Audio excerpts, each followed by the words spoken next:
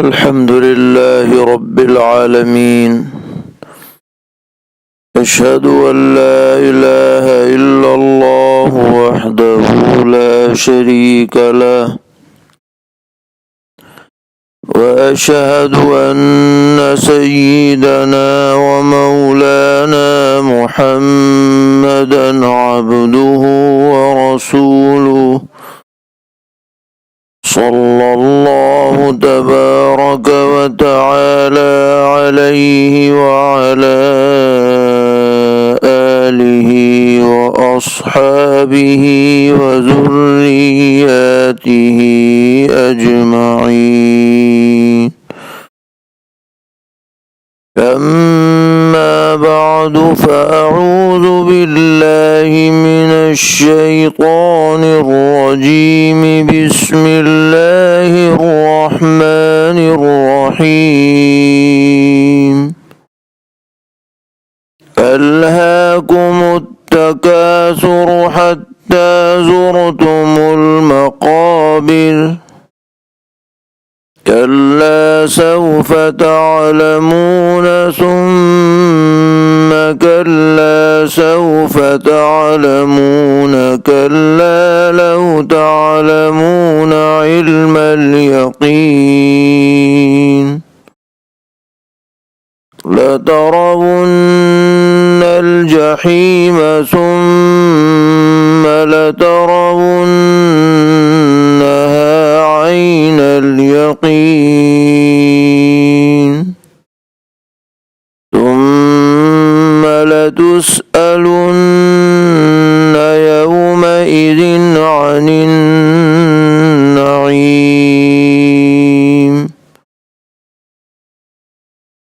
صدق الله مولانا العلي العظيم۔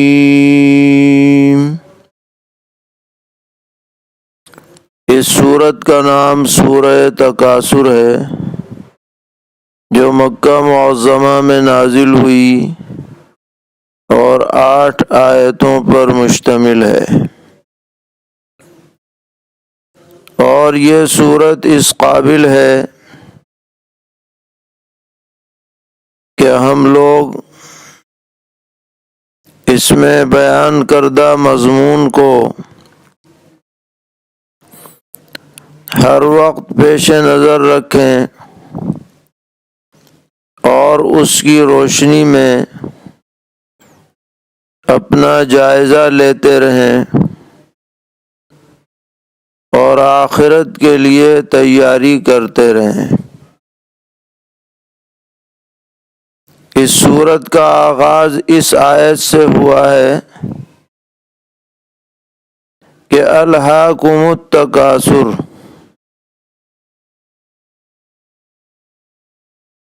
کہ تم لوگوں کو تکاثر نے غفلت میں ڈال رکھا ہے۔ تم لوگوں سے مراد بظاہر تمام مخاطبین ہیں جو اس سورت کو پڑھنے والے ہیں،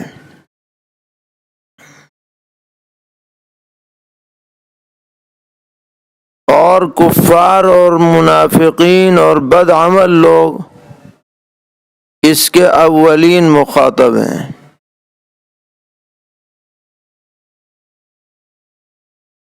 اور تکاثر کے 3 معانی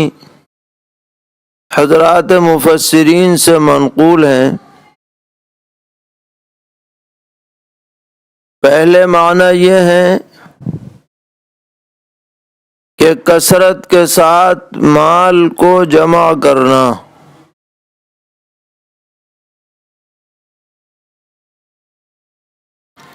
تو اس اعتبار سے مطلب یہ ہوگا کہ ہر آدمی کی سرشت میں یہ بات داخل ہے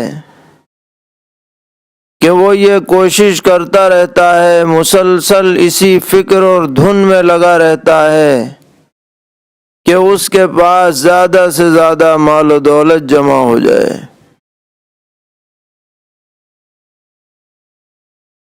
زندگی کے آخری پڑاؤ تک کیوں نہ پہنچ جائے، لیکن یہ تکاثر کی جو صفت ہے اس سے بہت کم لوگ محفوظ رہ پاتے ہیں۔ تو ایک تفسیر تو تکاثر کی یہ ہے جو بالکل واضح ہے، اور دوسری تفسیر تکاثر کی یہ کی گئی ہے کہ مال کے ذریعے سے دوسرے پر اپنی فوقیت جتانا،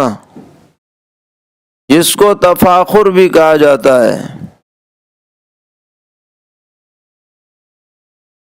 کہ آدمی یہ چاہتا ہے کہ میں ایسا مکان بناؤں جیسا کسی نے آج تک نہ بنایا ہو،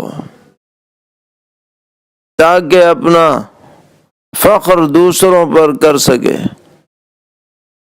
ایسی گاڑی لے کر کے آؤں جو گاڑی آج تک کسی نے نہ لی ہو، ایسی فیکٹری بناؤں جو بے نظیر اور بے مثال ہو،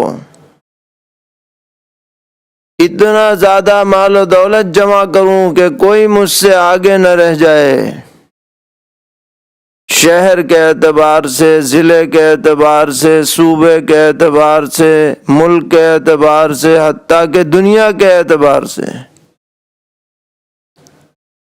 تو یہ بھی تکاثر کا ایک مطلب بیان کیا گیا ہے۔ اور تیسرا مطلب بعض حضرات نے یہ بیان کیا کہ اس سے مراد خاص قسم کا تکاثر ہے، وہ یہ کہ آدمی شریعت کی حدود کو پامال کر کے ناجائز طریقوں سے مال و دولت جمع کرے، اور پھر مال کے جو حقوق ہیں ان کو ادا کرنے میں کوتاہی کرے، تو تکاثر کا مصداق اسے قرار دیا جائے گا۔ اور اس تفسیر کی وجہ یہ ہے کہ محض مال و دولت جمع کرنا یہ شریعت میں معیوب نہیں ہے، بلکہ اللہ تبارک و تعالی نے انسان کی فطرت میں مال کی محبت رکھی ہے، اور یہ دنیا کی آبادی کے لیے ایک درجے میں ضروری بھی ہے۔ قرآن پاک میں اللہ تعالیٰ نے فرمایا زُيِّنَ لِلنَّاسِ حُبُّ الشَّهَوَاتِ مِنَ النِّسَاءِ وَالْبَنِينَ وَالْقَنَاطِيرِ الْمُقَنطَرَةِ مِنَ الذَّهَبِ وَالْفِضَّةِ وَالْخَيْلِ الْمُسَوَّمَةِ وَالْأَنْعَامِ وَالْحَرْثِ،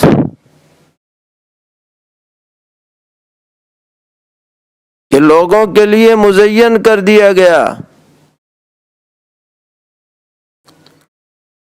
شہوات کی محبت کو، عورتوں کی محبت ہے، بچوں کی، بیٹوں کی محبت ہے، سونے چاندی کے بڑے بڑے ذخیروں کی محبت ہے، گھوڑوں کی محبت ہے، چوپایوں کی محبت ہے، کھیتی باڑی کی محبت ہے۔ تو جب یہ بات فطرت میں ڈال دی گئی تو بقدر ضرورت، برائے ضرورت، شرعی حدود میں رہتے ہوئے ان چیزوں کو حاصل کرنا کوئی معیوب نہیں ہے۔ یہ تکاثر معیوب جب ہوگا جبکہ ناجائز طریقوں پر اسے حاصل کیا جائے، حقوق کو ادا نہ کیا جائے، اور اسی طرح کا تکاثر در حقیقت غفلت کا سبب بنتا ہے کہ آدمی اللہ رسول کو بھول کر روپیے پیسے کا غلام بن جاتا ہے،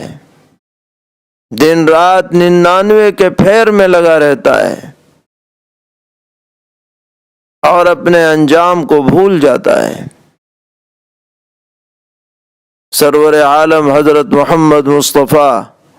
صلی اللہ تعالی علیہ وسلم نے ارشاد فرمایا کہ آدمی یہ کہتا ہے مالی مالی، میرا مال میرا مال، فرمایا مال تو بس 3 ہیں، جو تم نے کھایا پیا برابر کیا وہ تمہارے کام آیا، جو پہن کر کے پرانا کر دیا وہ تمہارے کام آیا، اور جو اللہ کے راستے میں خرچ کر کے اللہ کے خزانے میں جمع کر دیا وہ تمہارے کام آئے گا۔ تو یہ مال جسے ہم جمع کر رہے ہیں بڑی تعداد میں، بڑی مقدار میں، یہ ہمارے کام جب آئے گا جب ہم جائز طریقوں سے جمع کریں، جائز جگہوں پر خرچ کریں، جو حقوق اللہ تعالیٰ نے ہم پر عائد کیے ہیں مالی اعتبار سے ان کو بجا لائیں۔ اگر ان باتوں کا خیال نہیں رکھا جائے گا تو یہ مال ہمارے لیے بوجھ بن جائے گا، مصیبت بن جائے گا، لعنت بن جائے گا، زحمت بن جائے گا۔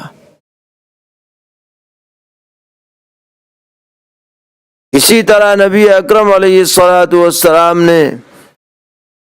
انسان کی جبلت بیان کرتے ہوئے ارشاد فرمایا کہ اگر آدمی کو ایک میدان بھر کر کے سونا دے دیا جائے تو وہ چاہے گا کہ مجھے 2 میدان بھر کے سونا مل جائے، 2 دے دیے جائیں تو تیسرے کا متمنی رہے گا۔ اور پھر ارشاد فرمایا کہ اللہ تبارک و تعالی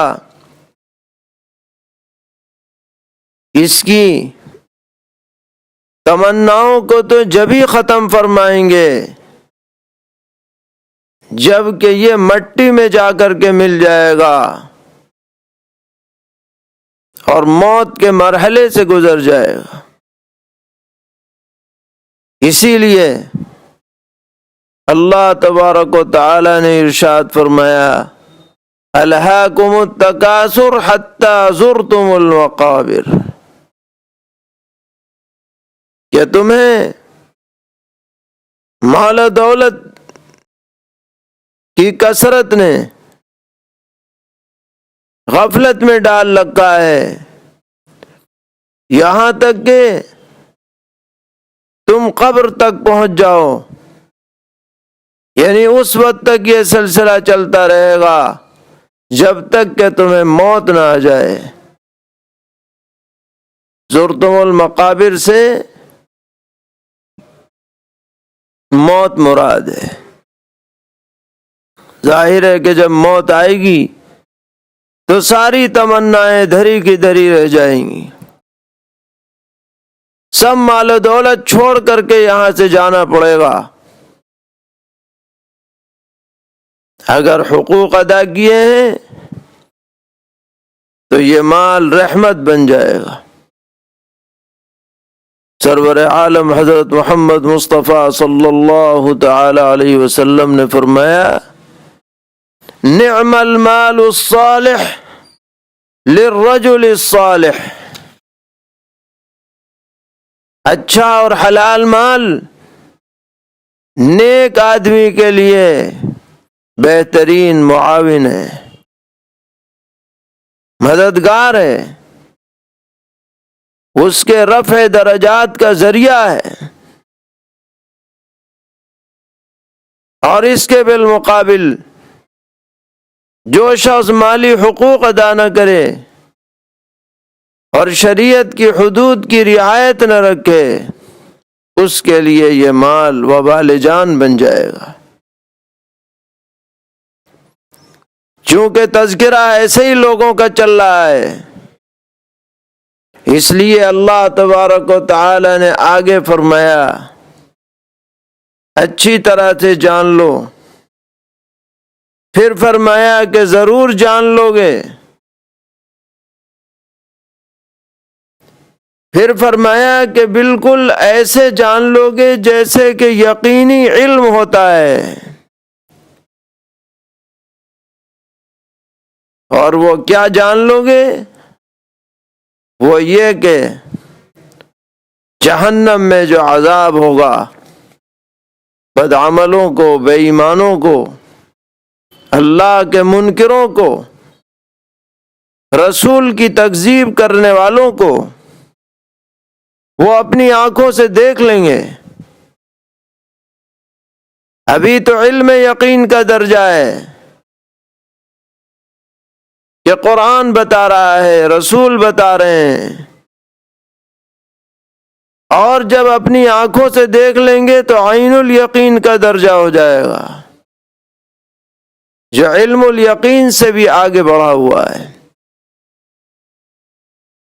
اور فرمایا کہ یہ بات پیش آ کر کے رہے گی، ذرہ برابر بھی اس میں شک مت کرنا۔ اگر غفلت میں پڑے رہے تو بہت نقصان ہوگا، تمہیں غفلت میں نہیں پڑنا ہے۔ مال ہو، اولاد ہو، دنیا کا کاروبار ہو، کوئی حرج نہیں، اس سے فائدہ اٹھاؤ۔ ذالک متاع الحیات الدنیا، دنیا کی زندگی میں یہ سب چیزیں برتنے کے سامان ہیں، کوئی حرج کی بات نہیں، مگر یہ تمہیں اللہ سے غافل نہ کریں، یہ تمہیں رسول اللہ سے غافل نہ کریں، یہ تمہیں شرعی احکام سے غافل نہ کریں، اللہ کی یاد سے غافل نہ کریں۔ اسی بات کو دوسری آیت میں اللہ تعالیٰ نے فرمایا یا ایھا الذین آمنوا لا تلہکم اموالکم ولا اولادکم۔ سورہ نور میں اللہ تعالیٰ نے فرمایا ایسے لوگوں کی تعریف فرماتے ہوئے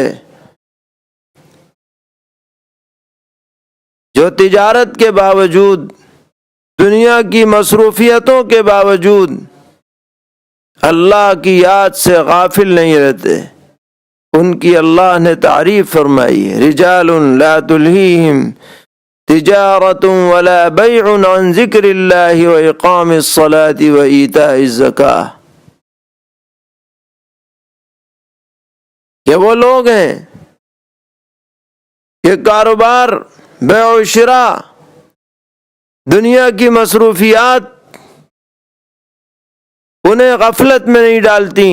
اللہ کی یاد سے، نماز سے، زکوٰۃ سے وغیرہ۔ تو اسی مفہوم کو اس صورت میں اللہ تعالیٰ نے دوسرے انداز میں پیش فرمایا ہے، تنبیہ والے انداز میں، کہ ذرا اپنا جائزہ لو، تم کس حرص میں اور کیسی غفلت میں پڑے ہوئے ہو، یہ سلسلہ آخر کب تک چلے گا؟ زیادہ چلنے والا نہیں ہے، ہوشیار رہو، بہت جلد وہ دن آنے والا ہے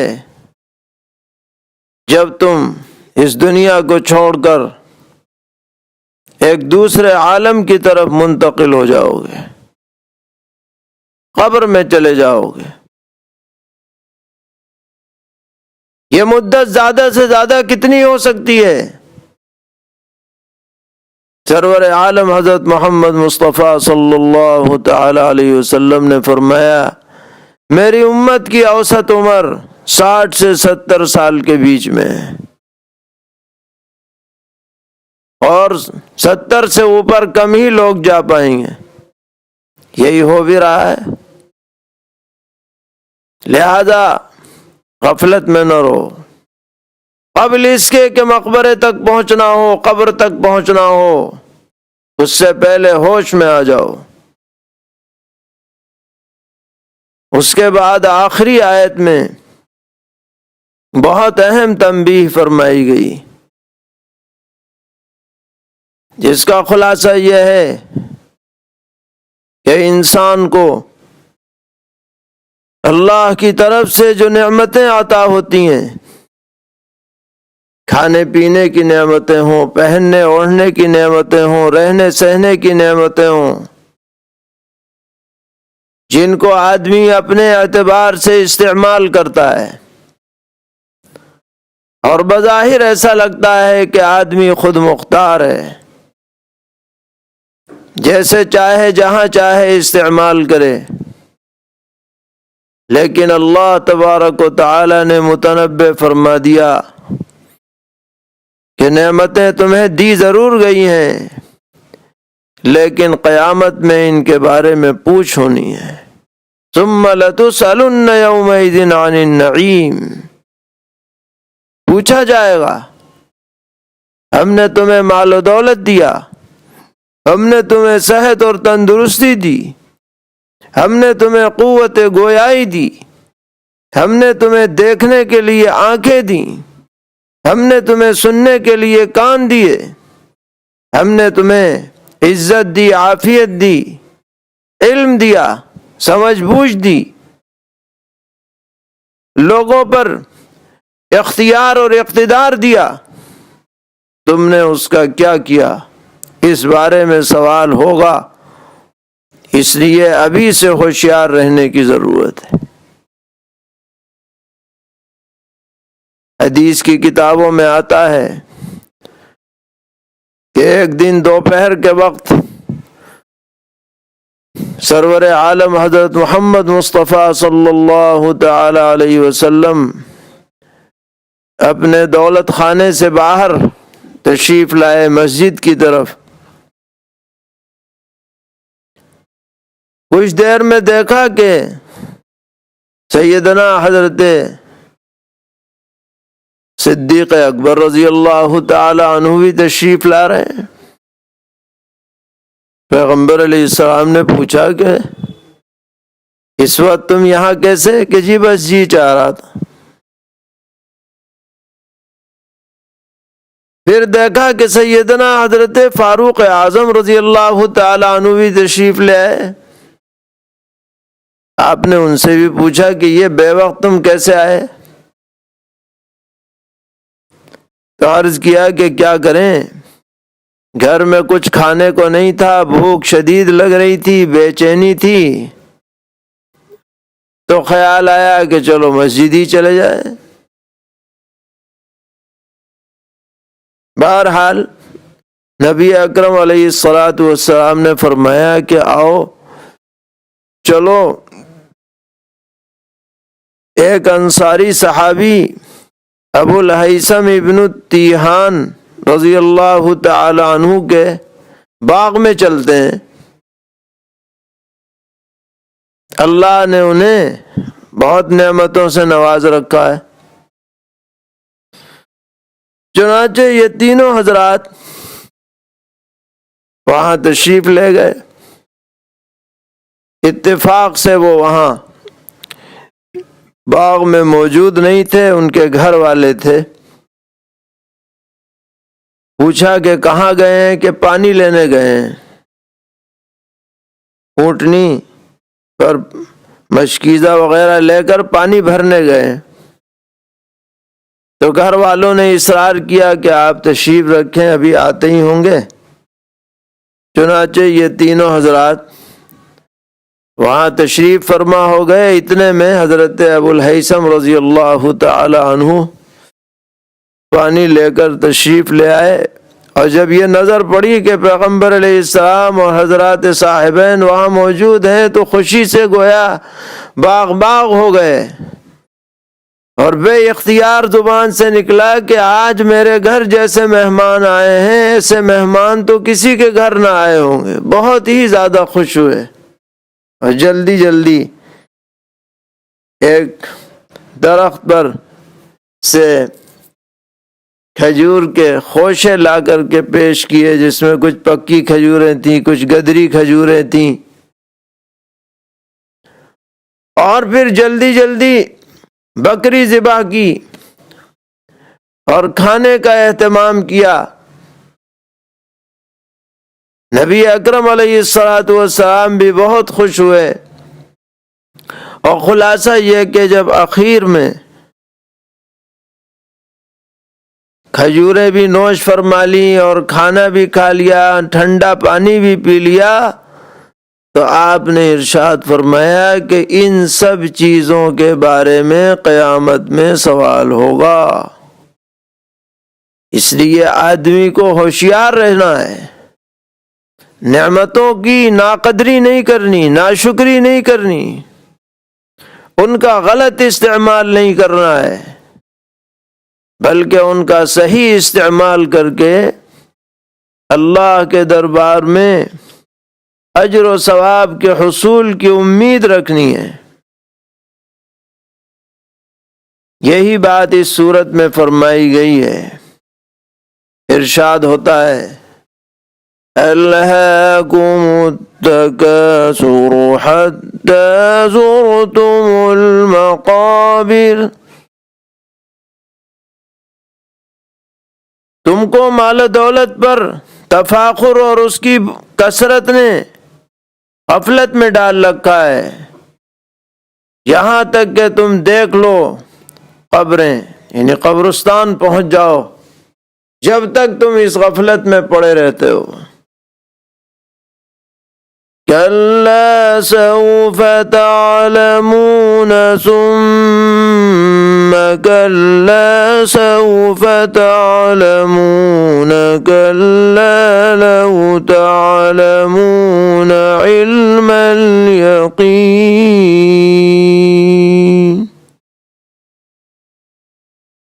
ہرگز نہیں،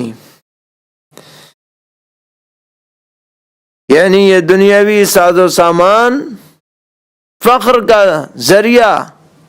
اور دل لگانے کی چیز نہیں ہے، ان قریب تم جان لوگے، اور تم کو بہت جلد قبر میں جا کر معلوم ہو جائے گا، اور پھر جب میدان حشر میں پہنچو گے تو علم یقین حاصل ہو جائے گا۔ لَتَرَوُنَّ الْجَحِيمَ ثُمَّ لَتَرَوُنَّهَا عَيْنَ الْيَقِينِ،